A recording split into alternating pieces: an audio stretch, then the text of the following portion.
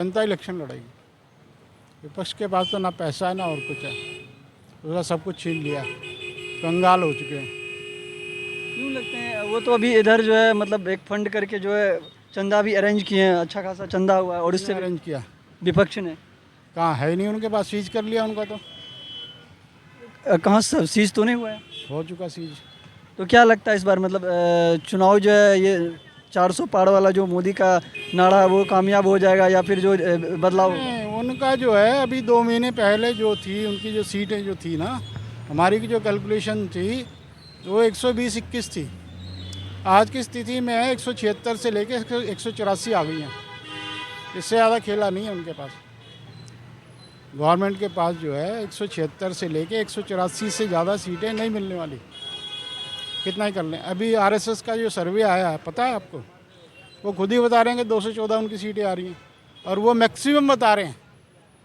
जो आदमी खुद अपना सर्वे करता है वो मैक्सिमम बताता है ना।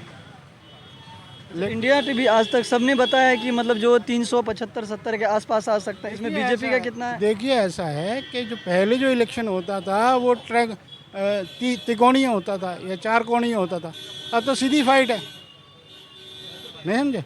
ऑपोजिशन का एक उम्मीदवार है, एक सत्ता का उम्मीदवार उसमें जो थोड़े थोड़े मार्जिन से जो जीतते थे, अब वो एकदम से मामला साफ हो सकता है, कुछ नहीं कर सकते। विपक्ष वाले तो आरोप लगा रहे हैं कि ईवीएम हैक हो गया, ईवीएम का जो हैक करके बीजेपी वाले जीत जाते हैं। जो ईवीएम का जो मसला है ना, आपको बता दूं, ईवीएम हैक होती है, नहीं समझे, लेकिन इस बारी जो है इनके गले की फांस बन गई है। क्या फांस बन गई है कि सुप्रीम कोर्ट ने ये कह दिया है कि जो ईवीएम की जो वीवीपैट होता है उसकी जो पर्चियों की काउंटिंग का ऑर्डर आ सकता है। अभी तो उन्होंने ये मांगा है कि आप बताओ क्यों नहीं काउंटिंग हो सकती वीवीपैट की पर्चियों की। नहीं है? चुनाव आयोग ने तो ये भी कहा है कि जो मतलब ऐसा आप कोई भी ऐसा दुनिया से कहीं भी हैकर लाइए और मेरा जो है ये वो ईवीएम मशीन को हैक करके सवाल दिखाइए। उसका नहीं है। देखिए जो हैकिंग जो होती है ना, वो होती है जब वीवीपैट के अंदर किसी डिवाइस से, कंप्यूटर से, लैपटॉप से, उसके अंदर जो सिंबल लोडिंग का जो काम होता है, उस लोडिंग के साथ कौन सा प्रोग्रामिंग लोड किया है, इस बात का तो कोई सबूत नहीं है। दिखता ही हैं चीज़ें। उसका तो चुनाव आयोग देखते हैं ना सर। चुनाव आयोग भी उसमें शामिल है। जो चुनाव आयोग की जो कंपनियां हैं, बीएल है, ईसीआईएल है, उसके अंदर सारे जो डायरेक्टर हैं वो बीजेपी के हैं। नहीं आई बात समझ में? तो क्या करोगे आप? नहीं फिर भी देखिए सबसे पहला है कि मतलब वो भी अपना एक बात रखा अभी है। जो है, अभी जो ऑर्डर आया है ना कि हम पर्चियों की भी काउंटिंग हो सकती है, एक ये तलवार इनके सर पे आई है। इसलिए वो सॉफ्टवेयर की जो लोडिंग के साथ जो है, वो जो सिंबल लोडिंग के साथ जो है, सॉफ्टवेयर की जो लोडिंग है वो करते हुए 10 बारी सोचेंगे। इनके गले की हड्डी बन गई है, तो इसलिए ये ईवीएम चाहते हुए भी हैक नहीं कर पाएंगे। नहीं समझे क्यों? क्योंकि पर्चियों की अगर काउंटिंग हो गई तो पूरा भांडा फूट जाएगा। तो बीजेपी वाले जैसे मान लें बीजेपी जो सत्ताधारी पार्टी है उनका कहना है कि मतलब ईवीएम तो जो है वो कांग्रेस के ही टाइम आया है। और देखिए कांग्रेस के टाइम में जो आई थी वो आई थी M1, मॉडल M1, उसके बाद आई M2 और M3 आई, ये तीसरा मॉडल है ना। तो पहले जो मोबाइल फ़ोन आता था वो बटन वाला होता था। आज वाला मोबाइल फ़ोन है कैसा है तो मोबाइल ही फ़ोन ना। अब देखें ना, इसके अंदर क्या कर सकते हो आप, पेमेंट भी कर सकते हो, ये भी कर सकते हो, सब कुछ कर सकते हो। तो ये जो ईवीएम है, ये आपको बताऊं कि पहले वाली के बाद दूसरी क्यों आई, दूसरी के बाद तीसरी क्यों आई, शायद आपको भी नहीं पता होगा। जो पहले जो M2 जो मॉडल था, उसके अंदर मसला क्या था कि उसके अंदर सिर्फ एक ईवीएम के अंदर 64 कैंडिडेट्स जो हैं इलेक्शन लड़ सकते थे। अगर 64 से एक भी ज़्यादा होता था तो बैलेट पेपर से इलेक्शन करवाना पड़ता था। समझे समझिए मेरी बात को। तो उन्होंने उसका तोड़ करने के लिए M3 लिया है। M3 में क्या है कि इसके अंदर अगर 384 उम्मीदवार इलेक्शन लड़ सकते हैं, ये बात समझे। तो 384 के बाद अगर 385 अगर कैंडिडेट अप्लाई कर देते हैं इलेक्शन लड़ने के लिए, तो ईवीएम फेल हो जाती है, फिर इनको पहले बैलेट पेपर से कराना पड़ेगा।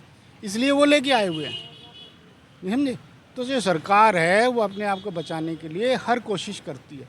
सारी जो ऑर्गेनाइजेशन है, जो गवर्नमेंटल ऑर्गेनाइजेशन है, सब उनके कब्जे में है। लेकिन उसके बावजूद भी जो है कुछ भी हो सकता है, कुछ नहीं कह सकते, क्योंकि वो जो सिंबल लोडिंग पर्ची का जो काउंटिंग का जो ऑर्डर आ गया ना कि हो सकती है, तो उसकी वजह से ये हेराफेरी करने में नाकामयाब रहेंगे।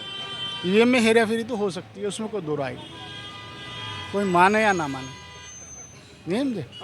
कुछ आपके कहने का मतलब है कि ईवीएम में भी हैकिंग हो सकती ईवीएम में हेराफेरी हो सकती है, करते भी हैं, लेकिन जब उनको ये पता होगा कि अगले स्टेप पे तुम पकड़े जाओगे तो वो नहीं भी करेंगे। नहीं आई बात समझ में? भाई आपको पता है कि आप यहाँ पे चोरी करोगे, वहाँ पे पकड़े जाओगे, नहीं तो कैसे होगा। तो इसलिए वो एक जो तलवार का जो डर है ना, तो अगर वो इलेक्शन तक रहा, चाहे ऑर्डर कुछ भी आए, हो सकता है बैलेट पेपर से भी चुनाव के ऑर्डर आ सकते हैं, समझे नहीं। और सबसे बड़ी ये है कि कई लोगों ने ये डिक्लेयर किया है ईवीएम को फोड़ देंगे, कहा है ना कुछ लोगों ने। तो ईवीएम को फोड़ने का मतलब ये है कि इनको जहाँ जहाँ इलेक्शन की ईवीएम फूटेगी तो इनके पास जो रिजर्व मशीनें होती हैं वो तो थोड़ी सी होती हैं, 5% होती हैं, मानते हैं ना इस बात, 5% होती है, तो कितनी चेंज करेंगे। इसका मतलब दोबारा इलेक्शन करवाना पड़ेगा, दोबारा करवाना पड़ेगा ना वहाँ। तो पहले भी जो होता था, जो बूथ कैप्चरिंग हो जाती थी, दोबारा इलेक्शन करवाना पड़ता था। तो इसके अंदर भी ये डिस्क्रिपेंसी कितनी है कि मशीन कुछ कहती है, पर्चियाँ कुछ निकलती हैं। वीवीपी का इलेक्शन कमीशन का ही वो है कि कुछ जो पर्चियों के अंदर वो मिलान जो है ढंग से नहीं है, लेकिन उसके बाद भी चल रहा क्या, कौन क्या करेगा, समझे। हारे हुए उम्मीदवार को जो है जिता देते हैं, डिक्लेयर कर देते हैं, सर्टिफिकेट देते हैं, क्या कर लोगे आप। जहाँ पे जो थोड़ा बहुत जो चलता है वो तो करते ही हैं हेरा फेरी, उसमें कोई दो राय है ही नहीं। लेकिन फिर भी जो है उम्मीद की जाएगी कि सुप्रीम कोर्ट जो है कोई सही फैसला देगा जिससे कि लोकतंत्र और जो चुनाव का जो प्रोसेस है वो सही से काम करे। उसी दिशा के अंदर उन्होंने ये ऑर्डर किए हैं कि आप इलेक्शन कमीशन ये बताए कि वीवीपैट की पर्चियों की काउंटिंग क्यों नहीं हो सकती, ये बात सुनिए। तब इलेक्शन कमीशन ये कहेगा कि भाई इसके अंदर टाइम ज़्यादा लग सकता है। अगर लोकतंत्र बचाने के लिए, अगर फेयर इलेक्शन करवाने के लिए अगर 3-4 दिन अगर और लगते हैं तो कौन सा पहाड़ टूट रहा है, समझे। जब वर्ल्ड के अंदर अमेरिका में दूसरी जगहों पे जब पोस्टल बैलेट से इलेक्शन होता है, जिन्होंने बनाई थी वो भी पोस्टल बैलेट से करवाते हैं, तो इसका मतलब कुछ तो गड़बड़ है। इसका कोई सर्टिफिकेशन तो है नहीं कि जिस कंपनी ने बनाई है और वो ये कह दे कि इसके अंदर हेराफेरी नहीं हो सकती, समझे। उनका कोई सर्टिफिकेशन तो है नहीं, समझे नहीं। जो मेन पार्ट है उनका है, बाकी पार्ट इनका है, समझे नहीं। ये आप उसमें कुछ भी कर सकते हैं, तो इतना कुछ नहीं है। लेकिन ये है कि अभी भी उम्मीद है कि इलेक्शन जो है उसके अंदर हेरा फेरी करने के अंदर ये कामयाब नहीं हो पाएंगे, समझे। और इस बारी सीधी फाइट है, जनता इलेक्शन लड़ रही है, विपक्षी पार्टियों का इतना कोई दमखम नहीं बचा है। वाले अच्छा जितने भी न्यूज़ टीवी बड़े बड़े से न्यूज़ चैनल है वो पब्लिक का ओपिनियन लेते हैं, उसी के आधार पे जो एग्जिट पोल चाहे ओपिनियन पोल देते हैं। एग्जिट पोल जो ओपिनियन पोल जो है ना, इस बारी फेल है। मैंने आपको बताया 176 से लेके 184 के बीच में कैलकुलेशन है, इससे ज़्यादा उसकी वोट नहीं।